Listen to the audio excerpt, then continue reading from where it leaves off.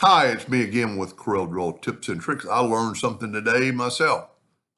I've always known when you use the 3-point curve line, which is a really cool item, that you could hold down the control button and it'll make it like a perfect arch. But I learned today that you could hold down, well, let's draw a better line. Let's draw one that's kind of like perpendicular, straight across. And I'm going to hold down, see if I don't hold down anything, I can move that around. If I hold down the shift key, it makes it symmetrical. That's pretty cool when you're doing this, because you could be way off and go around, but if you hit the shift key, it's become symmetrical. That's a pretty big deal, and then you could always go to control and do an arch.